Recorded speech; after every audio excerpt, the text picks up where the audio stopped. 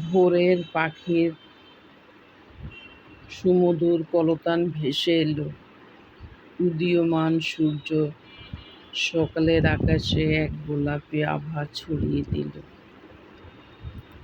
সূর্যের সোনালি রশ্মি চারপাশ আলোকিত করে তুলল। সদ্য উঠা সূর্য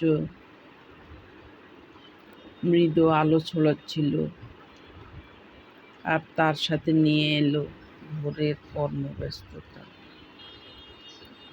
দিনের লক্ষ্য নির্ধারণ করার জন্য সকাল একটি ভালো সময়। এটি আমাকে আমার কাজ আরো ভালোভাবে করতে সাহায্য করে। দিনের শেষে যখন আমি আমার লক্ষ্যগুলো অর্জন করতে পারি,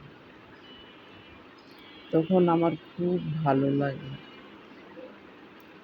সকালে আমি সুস্থ থাকার জন্য বিভিন্ন কাজ করার চেষ্টা করি। সবাই ভালো থাকবেন। আল্লাহ সবাইকে ভালো রাখুক, সুস্থ রাখুক, হেফাজতে রাখুক। সবার জন্য শুভ সকাল।